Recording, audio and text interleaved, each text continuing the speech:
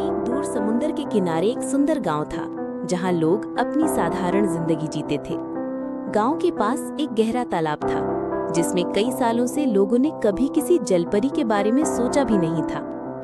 लेकिन एक रात जब चांद अपनी पूरी रोशनी से तालाब को चमका रहा था, एक छोटी सी लड़की मीरा, जो गांव में रहती थी, तालाब के किनारे छुपी हुई एक आवाज सुनने लगी। आवाज बहुत मधुर थी, जिसे सुन के दोस्त भी हैरान हो जाते। मीरा ने धीरे से तालाब के पास जाकर देखा। वहां एक जलपरी बैठी थी, जिसका रूप चमक रहा था, पर उसकी आंखों में दर्द था।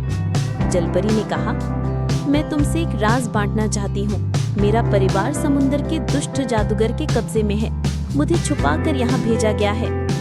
मीरा ने जज्बात से भरपूर कहा, मैं तुम्हारी मदद करूंगी। परंतु ये मदद एक बड़ा खतरा लेकर आई। दुष्ट जादूगर मीरा के गांव तक अपनी आंखें घुमा रहा था। जलपरी का राज जानने के बाद गांव वाले डरे। जब रात की गहराइयां छाईं, मीरा ने तय किया कि वो जलपरी की मदद के लिए अपनी जान की भी परवाह न करेगी। जलपरी ने बताया कि दुष्ट जादूगर समुंदर के गहरे गुफाओं में छुप गया है, जहां वो अपनी ताकत बढ़ाता है। उस रात दोनों ने साथ मिलकर जादूगर के खिलाफ योजना बनाई।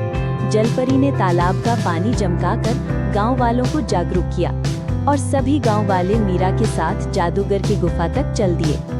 जादूगर अपने जादू में इतना व्यस्त था कि उसने अपनी रक्षा कमजोर कर दी थी। मीरा ने हिम्मत से जादूगर पर हमला किया।